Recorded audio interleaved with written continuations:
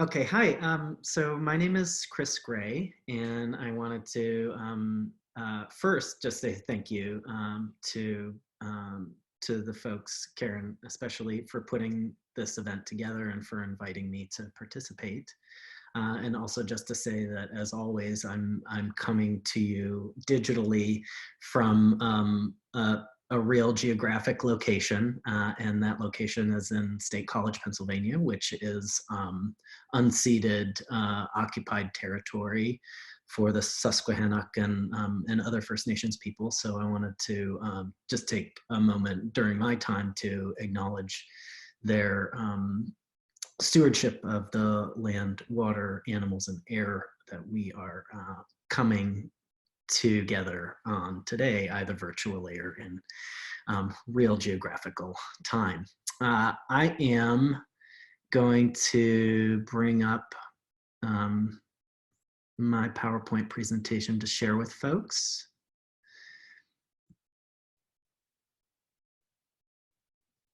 Okay, there we go. So I have, given the topic and the prompt, I was thinking about a lot of possible ways to introduce information that is missing from Wikipedia. You know, like I think about a lot of the artists that are of my generation right now who are sort of emerging or in between emerging and established, myself included, who do not have Wikipedia pages. But given the topic, I was digging around, and I was sort of struck by how you know, it's the Lesbian Herstory archives have a pretty good Wikipedia presence, and several of the people who have been involved in the founding of that organization, as well as in continuing to keep that organization thriving, have links and their own pages within Wikipedia. But I noticed pretty quickly that Deb Adele, who is the one of the main co-founders of the Lesbian Herstory Archives, does not have an individual page on Wikipedia.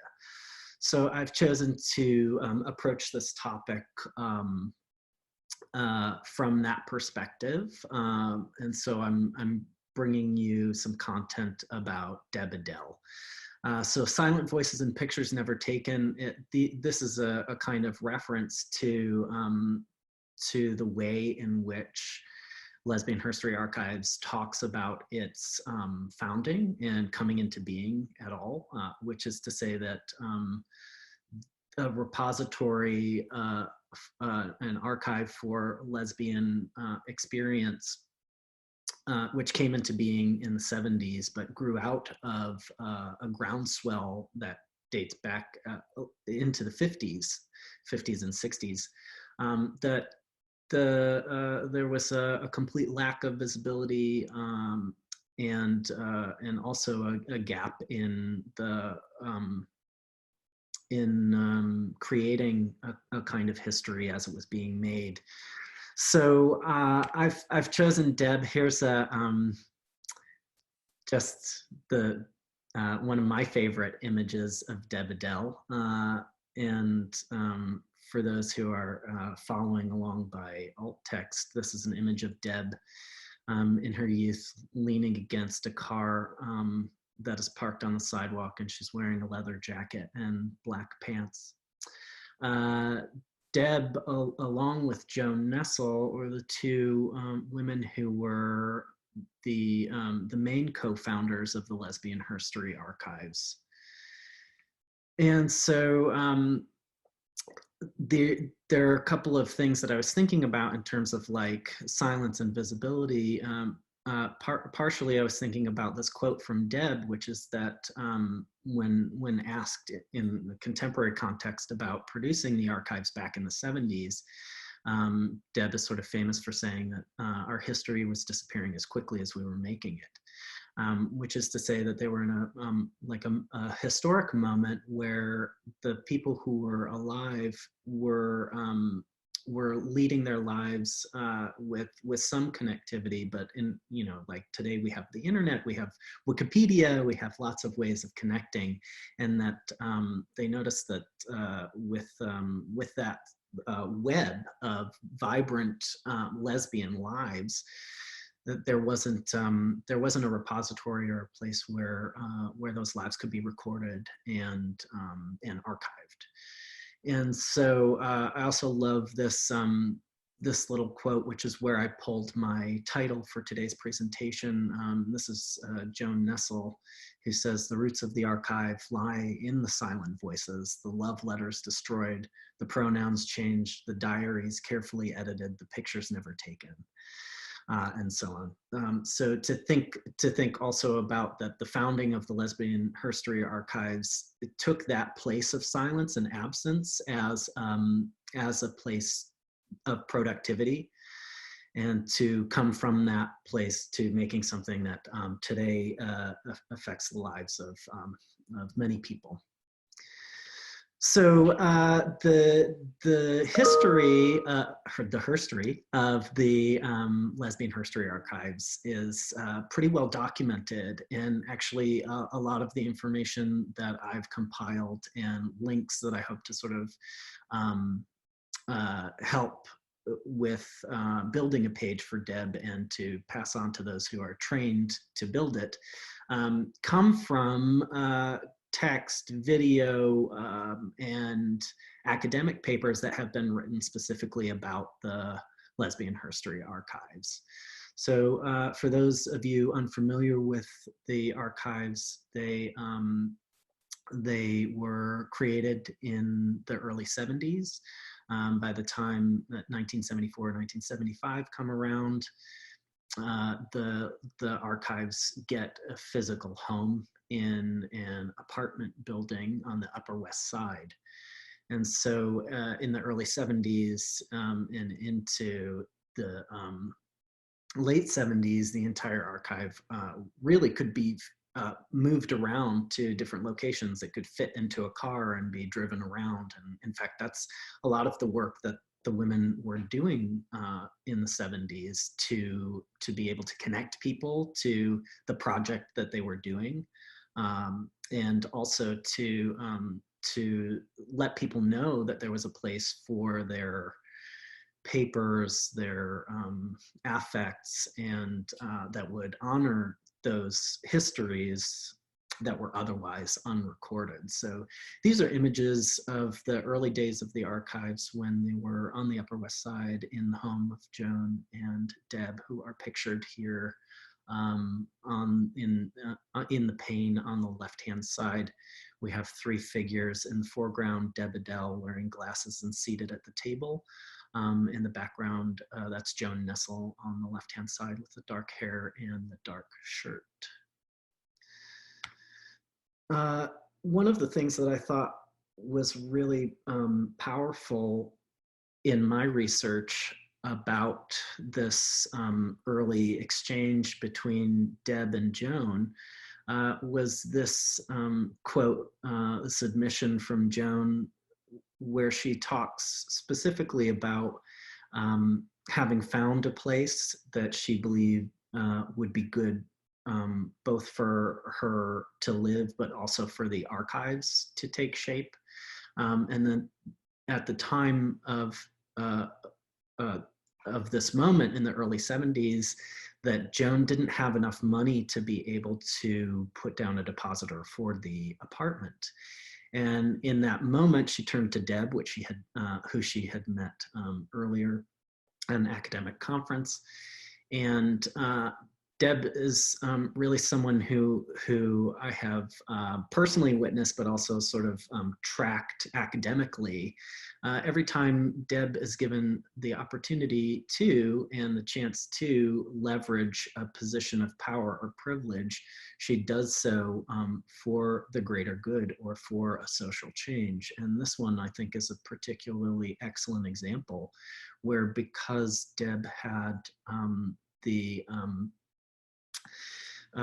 the experience and confidence to approach a bank with Joan and on Joan's behalf to convince a financial institution to back an individual that would also become the hotbed of this sort of lesbian project.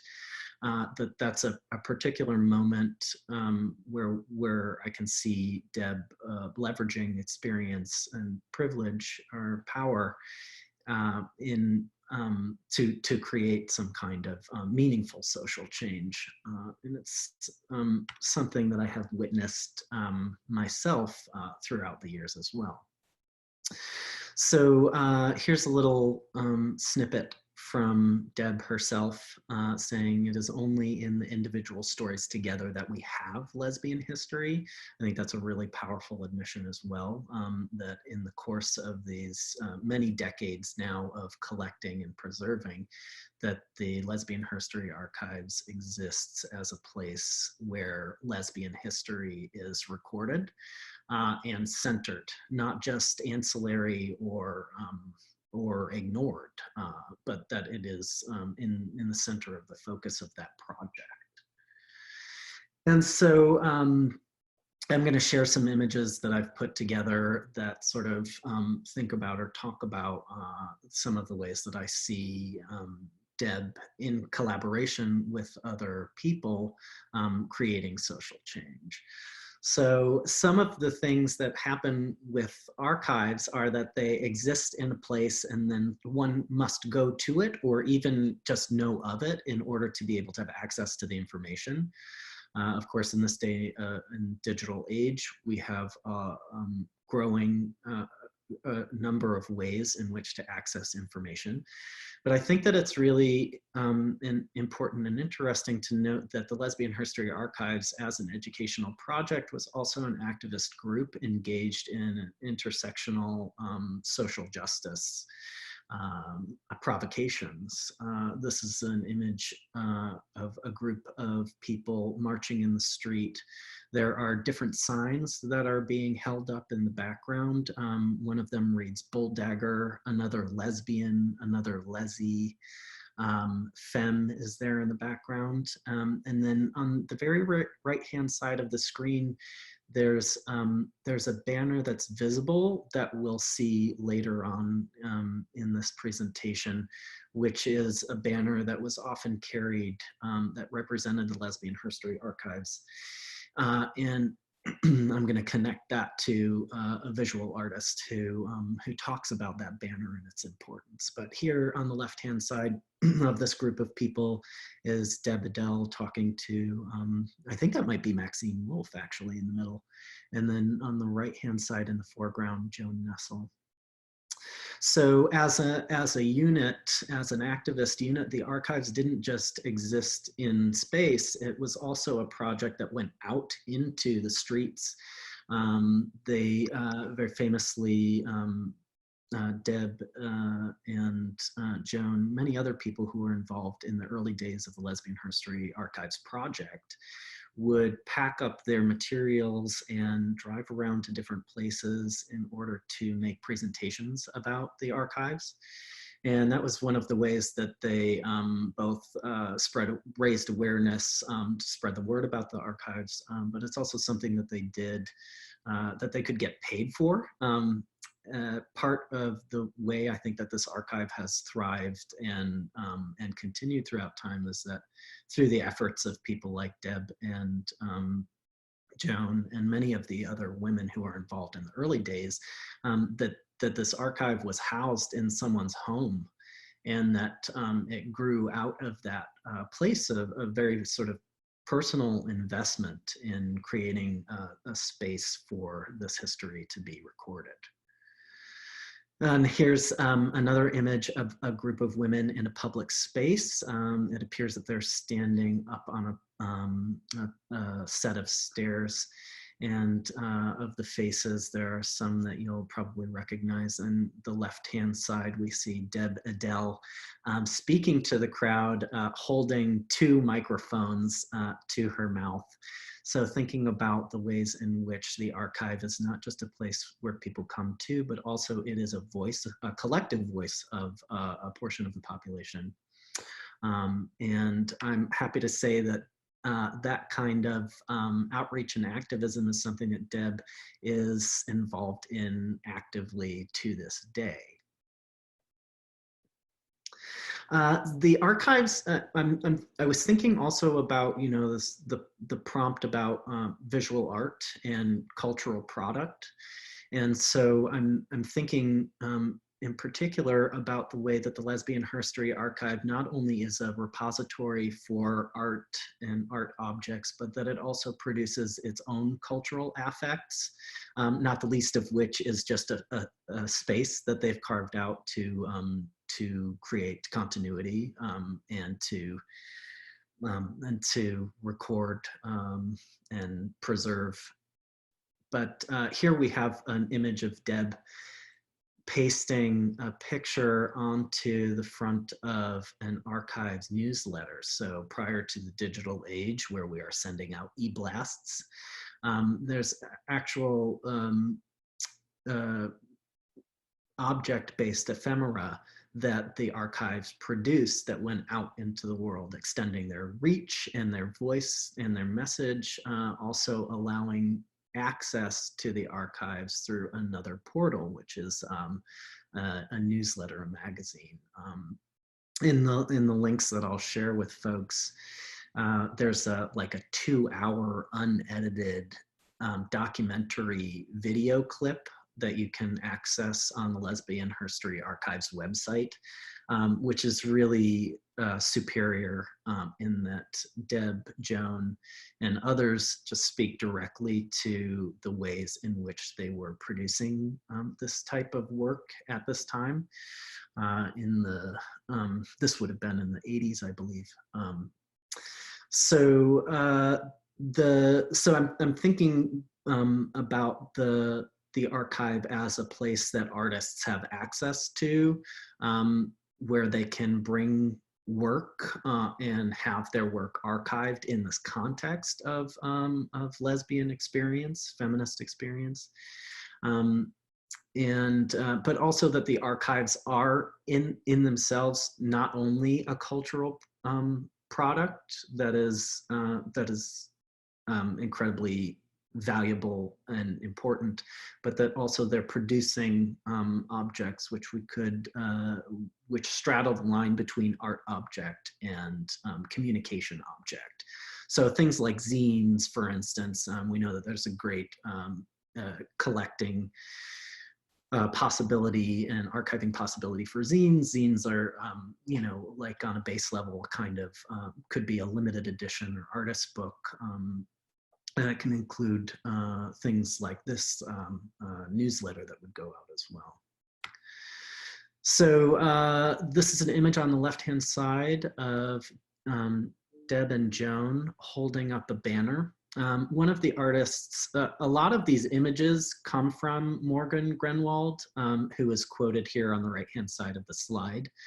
And I can share some other information about people who have taken these images if they're not noted on the slides.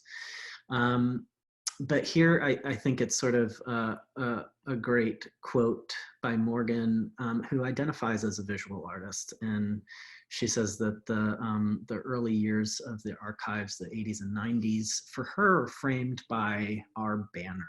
This is, now I'm quoting, "The banner I first knew was made of felt letters, appliqued onto a sturdy cloth that was 3 feet tall and 5 feet wide. The right side bore the words Lesbian Herstory Archives." So, and you can see from the image that we're looking at that very banner that Morgan is talking about. On the right-hand side, you can see Lesbian Herstory Archives spelled out.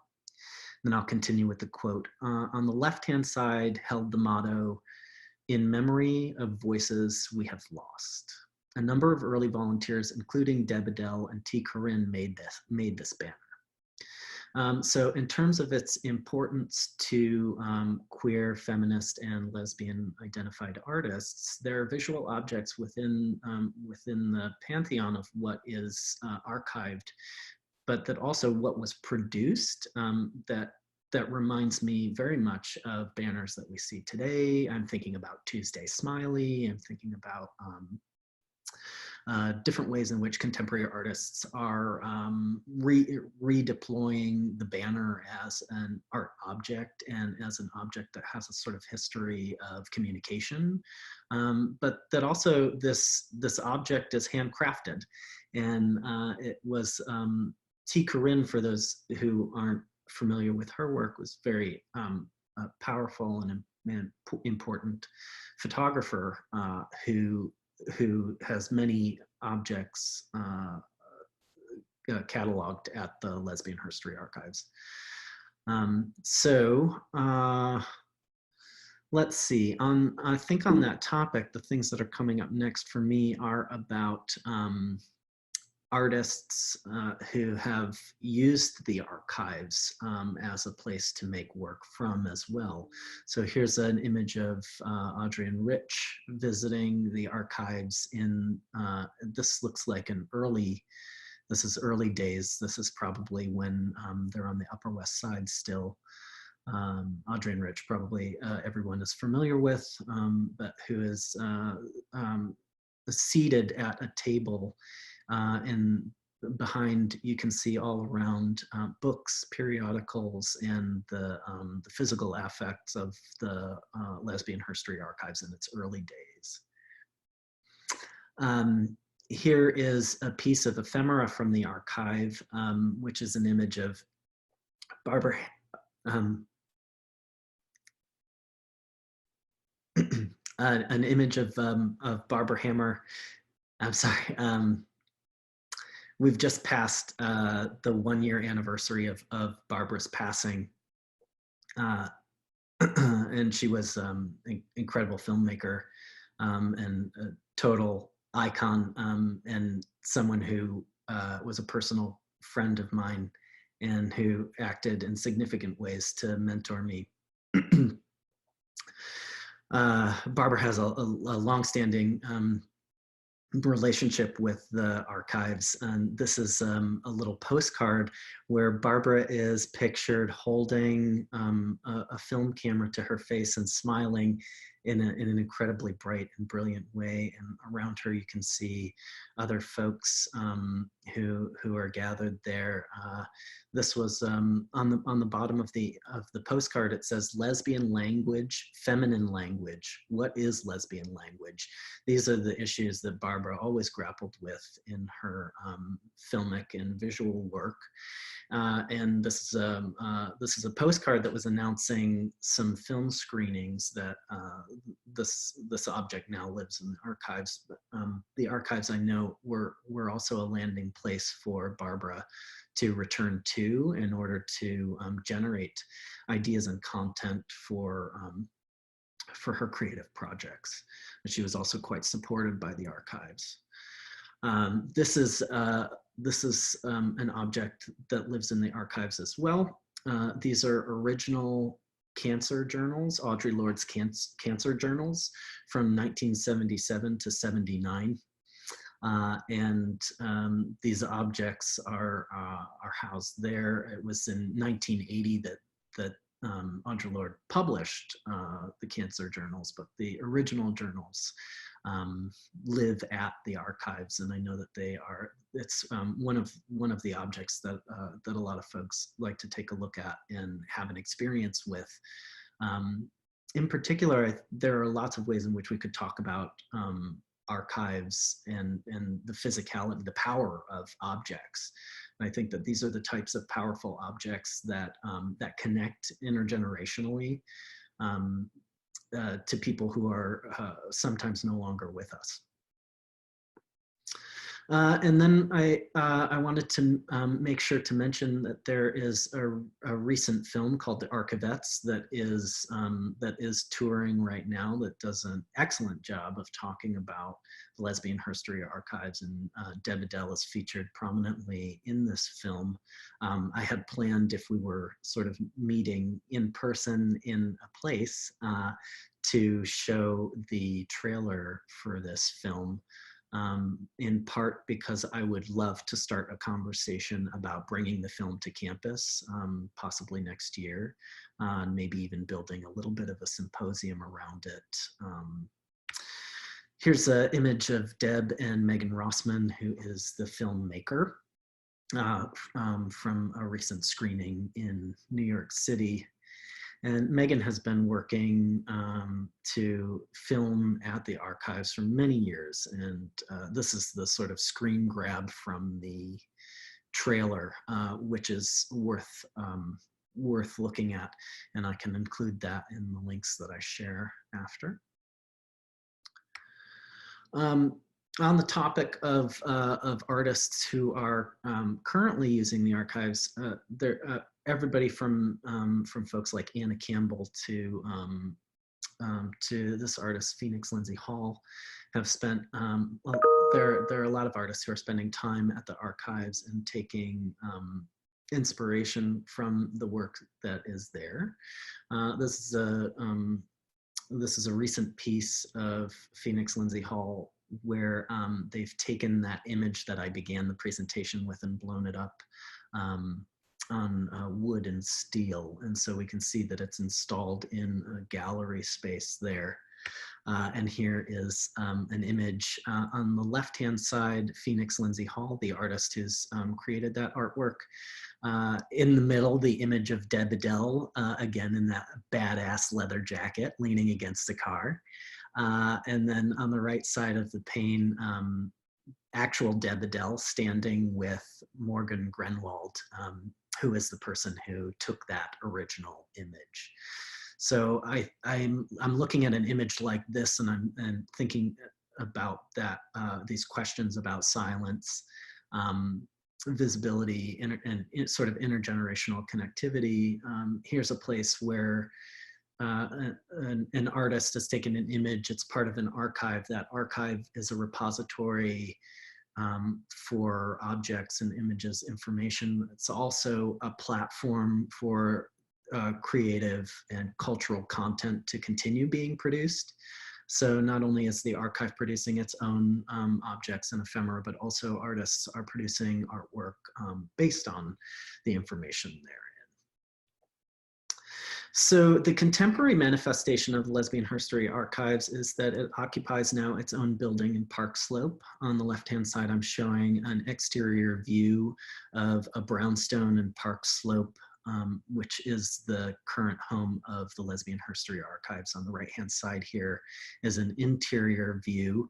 You can see a wood parquet floor and a bay window at the back with lights. And lining the walls on the left and right hand side are just file cabinets and row after row of printed material, books and ephemera. And so this is the contemporary and permanent home for the Lesbian History Archives, and a place where this is also a process that Deb had a great deal to do with permanently housing the archives there.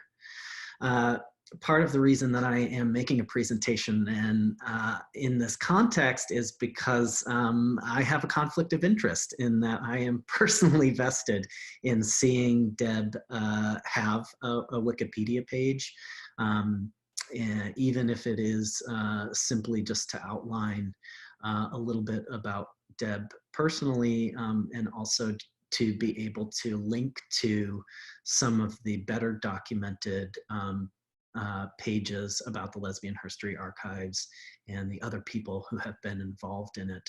On the left-hand side, I'm showing an image that dates back maybe 20 or 30 years of Deb dancing with her partner Teddy.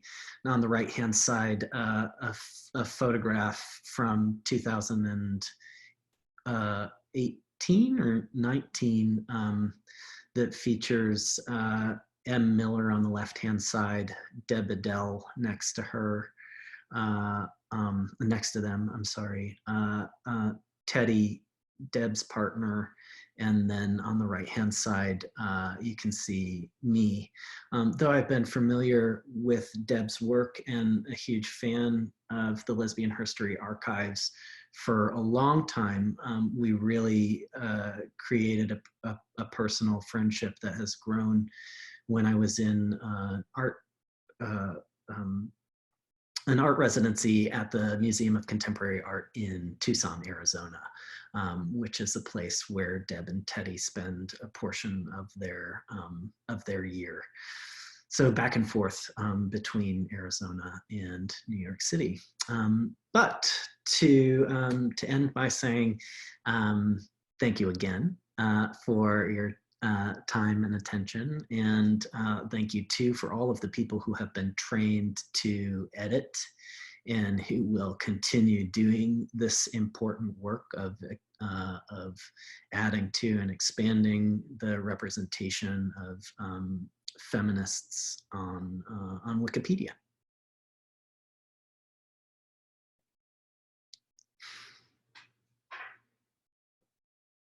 Thank you so much. Wow,